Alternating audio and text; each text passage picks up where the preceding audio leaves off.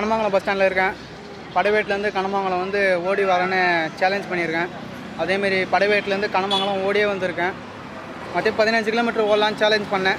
இங்கே வந்து பார்த்திங்கன்னா டிஸ்டன்ஸே வந்து 11.300 மீட்டர் தான் இருக்குது. அதனால் நம்ம டிஸ்டன்ஸ் வந்து ஃபினிஷ் பண்ணிட்டோம். நம்ம டார்கெட் 15 கிலோமீட்டர் மிஸ் பண்ணியிருக்கோம். அடுத்த வாட்டி என்ன பண்ணுறோம், வேறு லெவலில் வெறித்தனமாக டார்கெட்டை ஃபினிஷ் பண்ணுறோம். அப்படியே பஸ் ஏறி சந்தோஷத்தில் போயிட்டு படைவேட போக வேண்டியது தான். திருவண்ணாமலை பஸ்ஸு காலியாக இருக்குது. போய் அப்படியே ஏறிட்டு கிளம்புறேன். கண்ணமங்கலத்துலேருந்து கிருஷ்ணா பஸ்ஸை பிடிச்சி படைவேடு வந்தாச்சு. இன்றைக்கான ரன்னு வந்து எப்படின்னா, நான் ஒரு 3 ரன்னு 4 ரன்னு தான் பண்ணியிருக்கேன்.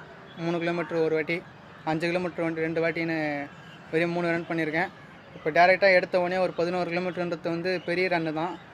8 கிலோமீட்டர்லேயே வந்து அடி வாங்கிட்டேன். 9 கிலோமீட்டர் வந்து ரொம்ப பயங்கரமாக அடி வாங்கிட்டேன். எப்படியோ முடிச்சிருக்கேன், 11 கிலோமீட்டர் முடிச்சிருக்கேன். ஆனால் டிஸ்டன்ஸ் கவர் பண்ணிட்டேன். ஆனால் என்னுடைய எய்ம் வந்து 15 தான். அதை கவர் பண்ண முடியல.